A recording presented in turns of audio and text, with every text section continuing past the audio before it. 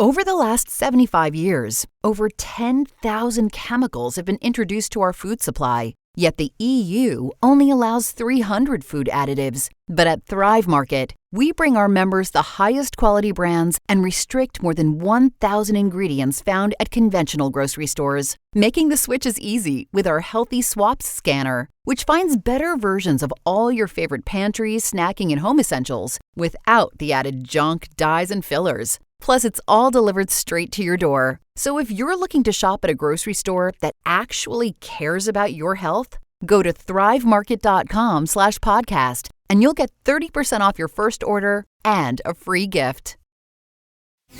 You're listening to LSU Daily with Matt Musso, your home for all things LSU sports. Off and running here on another edition of LSU Daily. Welcome in and glad to have you along for the ride.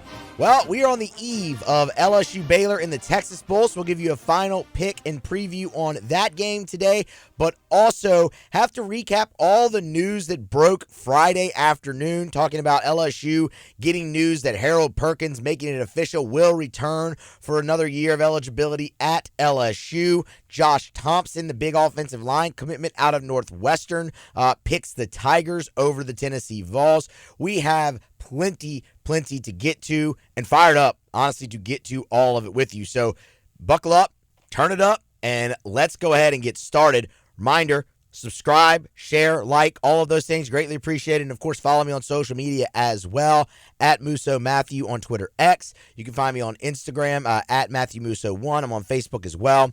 Love to connect. All of that is always greatly appreciated. Okay. We'll finish with the Texas Bowl, because I think that's probably what people care least about in this moment. We'll start with Harold Perkins. And I get it.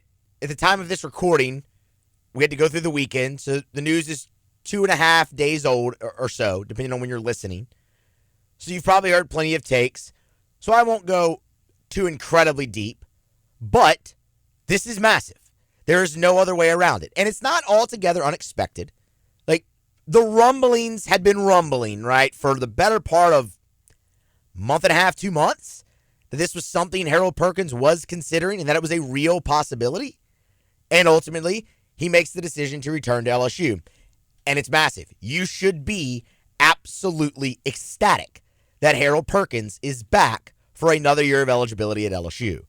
And when you look at it, it makes a lot of sense for him. He only played in 4 games in 2024. He can use a red shirt and maintain even another year. He can maximize NIL one more time. And most importantly, above all of that, now, hopefully with a clearer vision, he can maximize his role at LSU and cash in at the next level. We're going to get into where he plays, what it looks like, because what you can't do is keep him inside like you've been trying to do the last 2 years. That just hasn't worked. You've had to move him each time, and the time you moved him in 24, he got hurt in the first game, and you never really saw how it would have played out. But that has to be a thing of the past. But the one thing that I feel might get some pushback, which is odd to me, is you were absolutely better with Harold Perkins on the field. You just are. I know when he went down, we talked about that here. After the UCLA game, I said, you aren't better without him. You're better with him. Then Whit Weeks emerges, and it's like, okay, they're not missing Harold Perkins as much. Remember we had talked with Brian Kelly had spoken at his press conference, said, they like Whit in space. Like, he's equivalent to Harold Perkins in space. And I was like, man, that's a mouthful. But those next 3 weeks or so, Whit Weeks he was equivalent to Harold Perkins in space. The problem is it waned a little bit down the stretch. And you realized, okay, it wasn't necessarily totally sustainable. You aren't better with Harold Perkins off the field. So getting him back immediately makes you better. And everyone should be excited about that. Y'all, this is a veteran presence. A guy who has played in 31 games and started 25 of them over the course of 2.25 seasons at LSU, over 160 tackles, over 27 tackles for a loss, and 13 sacks. He's also forced 7 fumbles. He's got 2 picks. He's a game wrecker. What LSU has to do is put him in position to be the game wrecker. That's what we all thought when Blake Baker took this defense over. Everybody was like, oh my God, Harold Perkins is about to be a monster again. And we just didn't get to see it. And the reason for that, he wanted to play inside again, so they tried it, gave it 3 games. It wasn't working. You move him to star, and then he tears his ACL.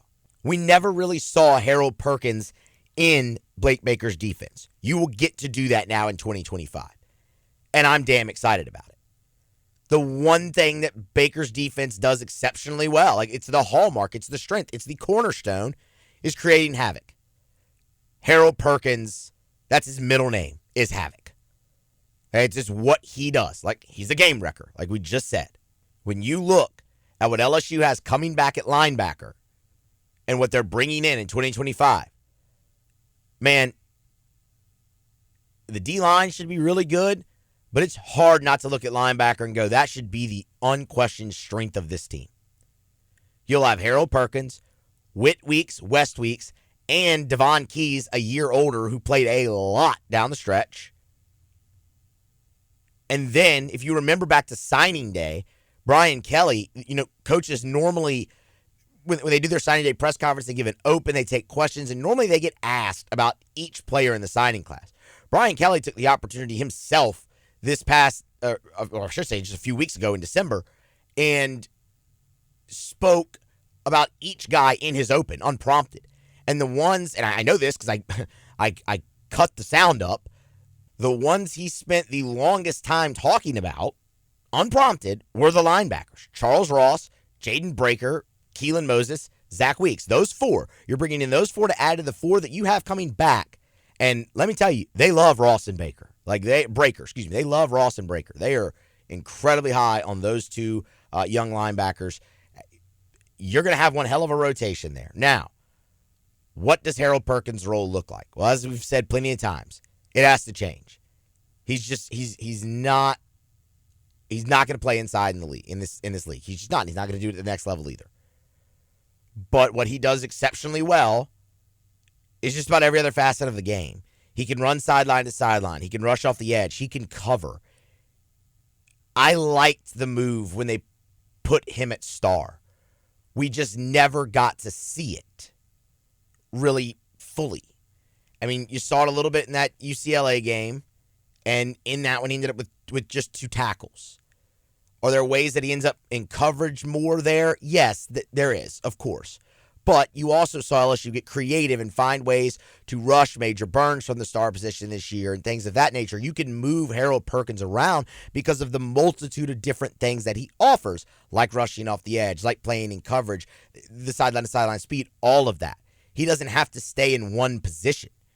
I think in order to maximize him, you don't keep him in one position.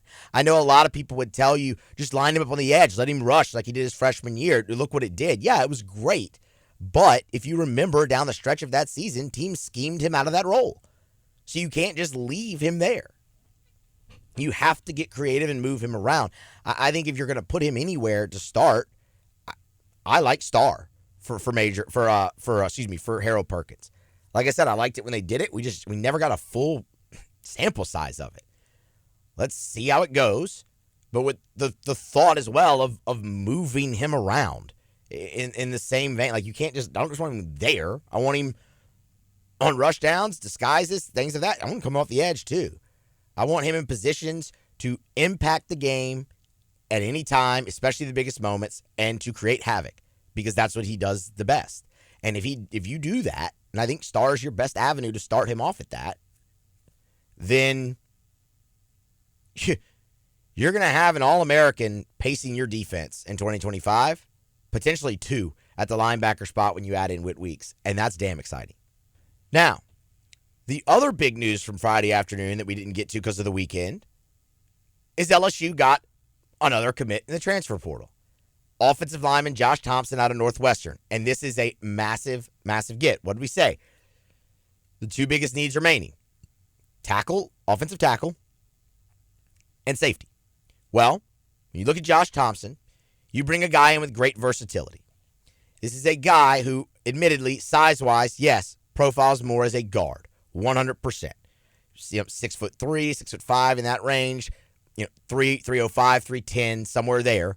Yeah, looks more like a guard. Remember, Emory Jones, right? That's going to be your test case here. That's going to be your example. Emory Jones came to LSU as a guard. 6'6", 315 is what he was currently listed at in his last season. Okay, Thompson is not far off from that. And he's played right tackle before. I know, obviously, you want a left tackle. I don't know if LSU's going to put him out at left tackle. But this is a guy who's a veteran and is an immediate, day one, plug-and-play impact guy for you. 100%.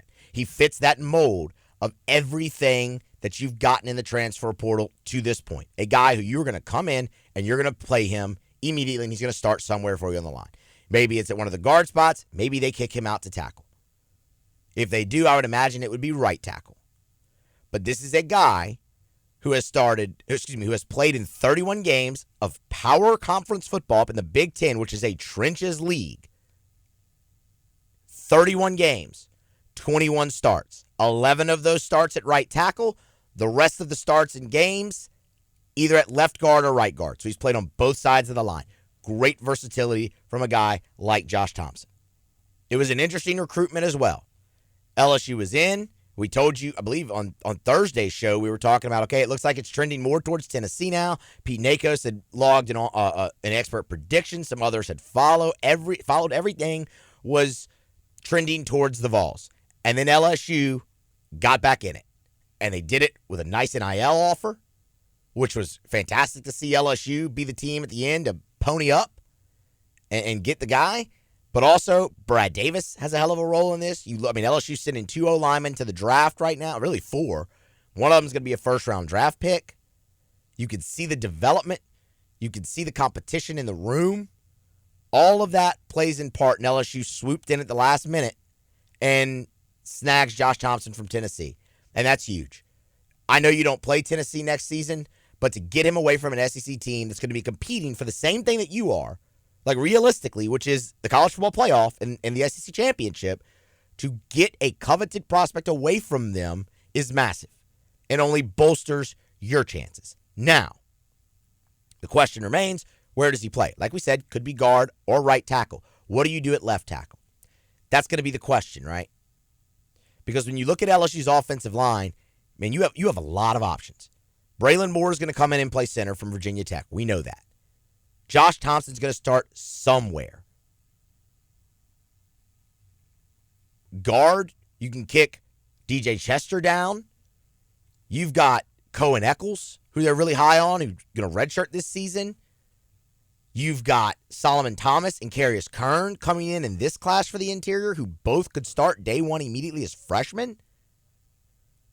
I mean, you've got options. Then when you look at tackle, you've got Tyree Adams already on the club. He'll start at left tackle in the bowl game for you, and you'll get a really good evaluation of him. Weston Davis, former 5-star who they flipped out of A&M's class in 23, who they're real high on, he's an option.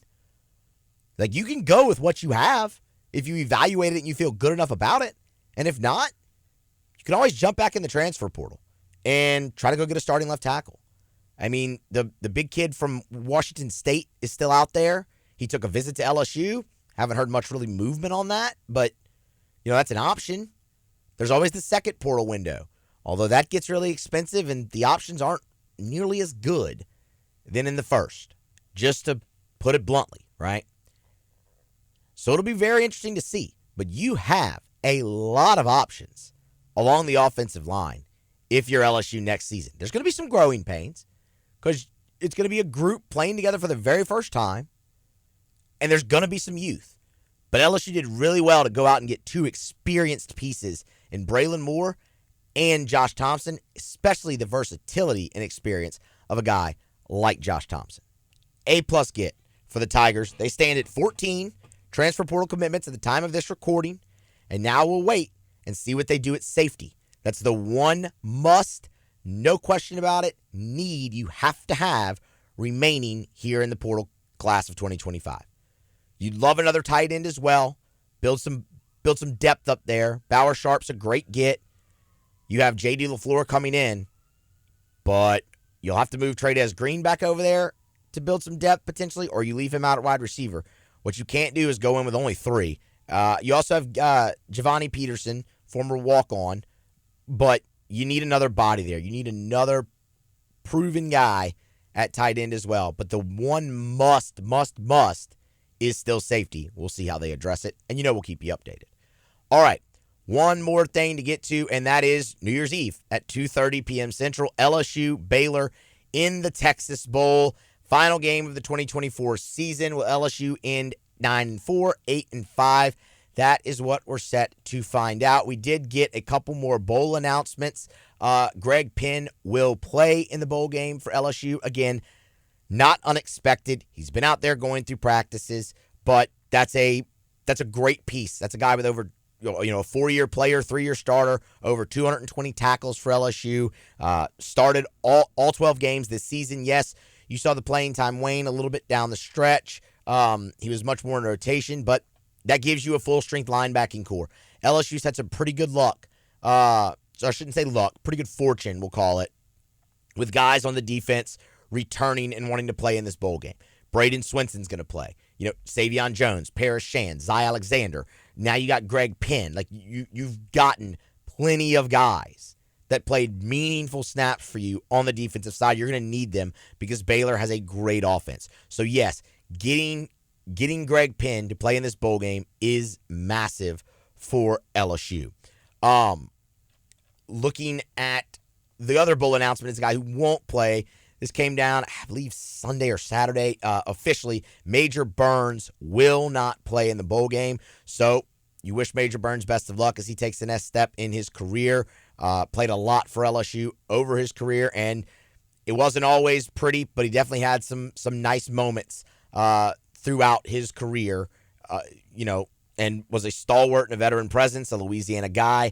All of those things that the LSU program needs, Major Burns was. Now you'll move on without him. So what does that mean for the star position in the game against Baylor? My guess is Javen Toviano, either him or Deshaun Spears. Those are going to be the guys that get the most run at that second safety spot in this game, and I'm fired up to see both of them. And that's really what this game comes down to. I'll give you a pick and prediction. That really doesn't matter.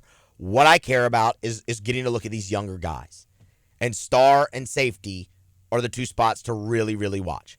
And corner when P.J. Woodland gets in there as well. But LSU has moved Toviano to safety full-time, permanently. Half safety, as Kelly called it. So, again, think star. He played plenty of reps there in camp, plenty of reps there. I wouldn't say plenty during the games, but some during the games. Deshaun Spears, same deal. Deshaun Spears played all three safety positions this year. But that's a guy who you look to and you go, man, that's the future. Look, you need safety badly in the transfer portal, but if one of those guys can really go out there and have a great game, potentially vault themselves, accelerate themselves into 2025 and go through spring, summer, fall, and maybe take hold of that job, that'd be awesome. I mean, Toviano's a former 5-star. Deshaun Spears is the number 3 safety in the country in the class of 2023. Like, you've got plenty of talent there. So first and foremost, that is what I'm going to be watching, is the safety spot and the star spot, because those are big needs for you next season. And again, as we mentioned earlier, Harold Perkins could fill that star role for you, but probably not on every down for him to really maximize himself. Could Toviano be the guy to fill in? We'll wait and see. I can't wait to get another look at Dom McKinley, Ahmad Bro, and Gabe Relaford, because LSU brought in one hell of a defensive line class in the 2025 high school ranks and the transfer portal. But those three guys really showed up and showed out when you needed them this season after Jacoby and Guillory went down. And they only got better as the season went on, especially Dom McKinley, who was playing some of his best football when LSU wrapped the regular season against Oklahoma. Gabe Relaford has shown the ability to play inside and out. Like, this is another massive opportunity for those guys to take a step forward in their development.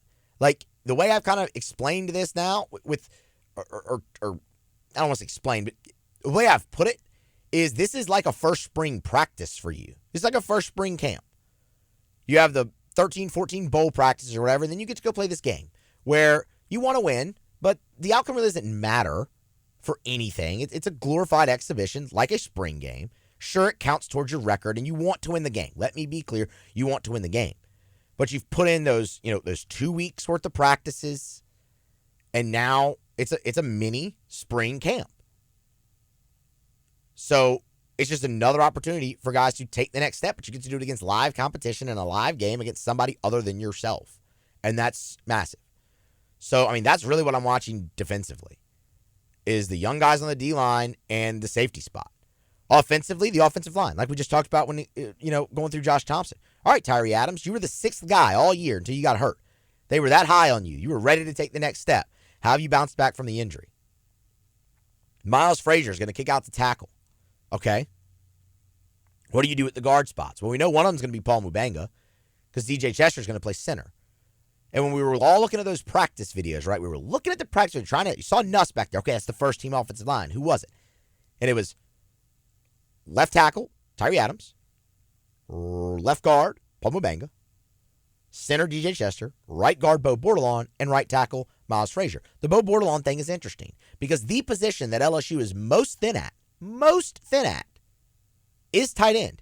You have Trey Green, who you just had to move back over there out of necessity, and then Giovanni Peterson, who is a former walk-on. He's on scholarship now, but he's a former walk-on.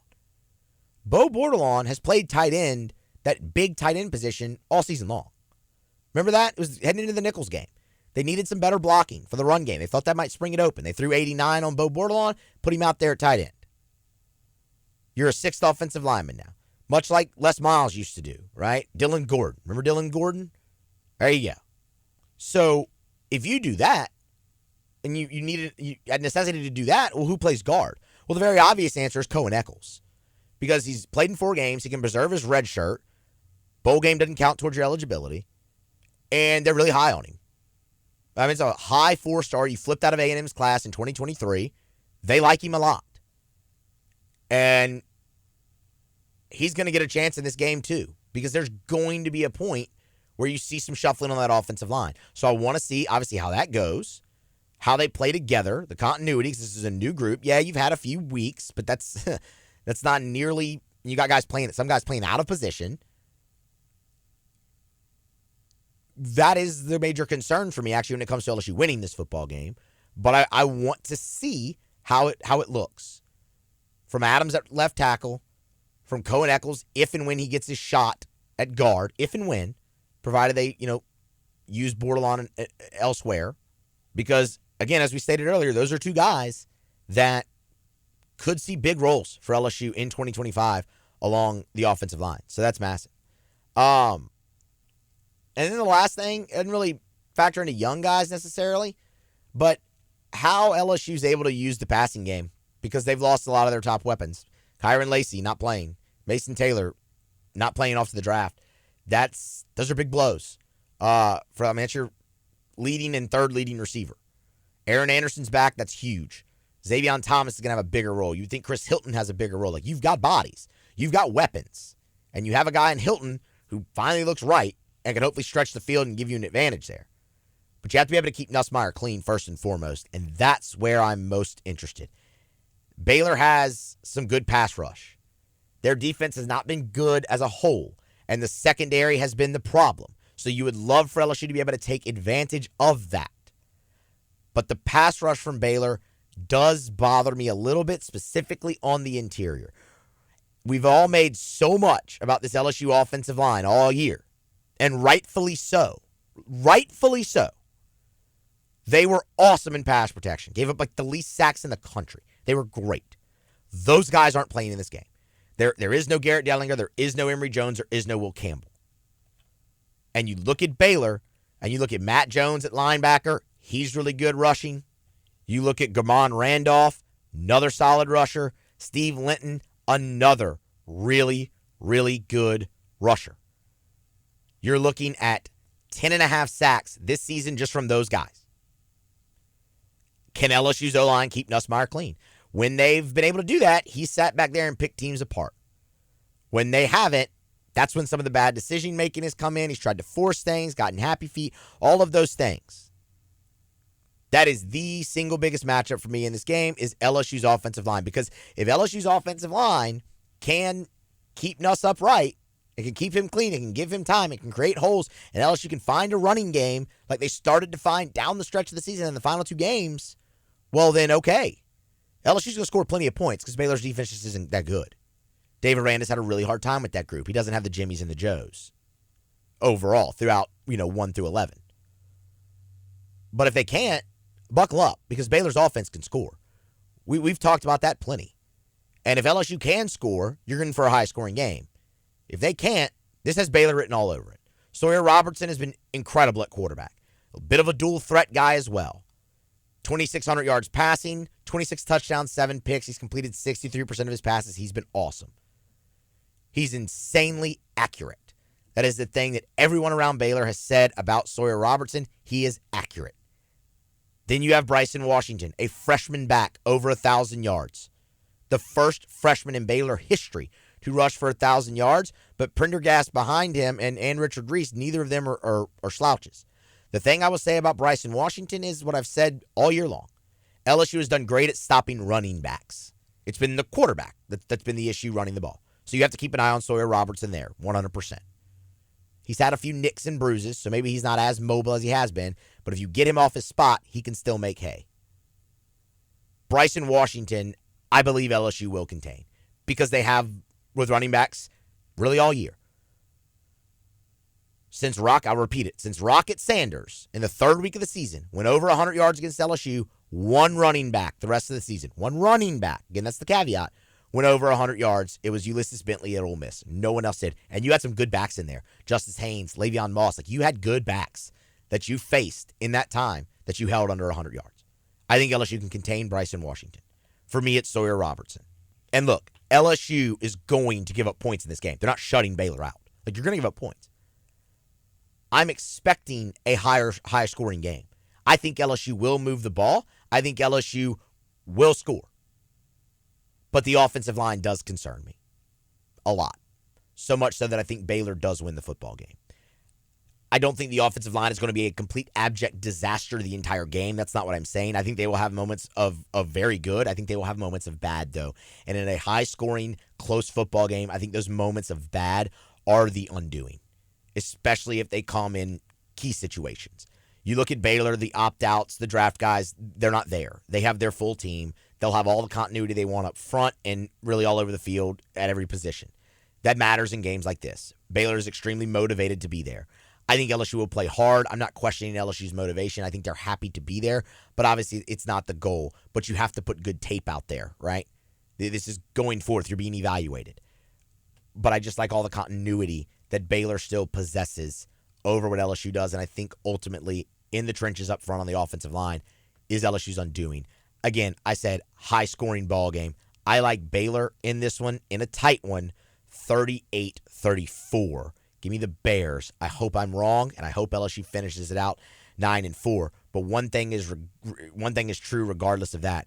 You have to feel really, really good about 2025 right now, moving into that season with LSU. You have your starting quarterback back for a second year under center. You just got Harold Perkins back. You've absolutely killed the transfer portal. You need safety, but you have killed the transfer portal and have a top 2 class right now there. They have had a great offseason, and the outcome of this bowl game will not change that one bit. That being said, I do hope I'm wrong. I hope LSU wins, but I like Baylor 38-34 in the Texas Bowl. All right, we will recap it for you all when we're back here after the new year on LSU Daily. So get subscribed, like, share, follow on social media, all that greatly appreciated, and be here next time for more on LSU Daily.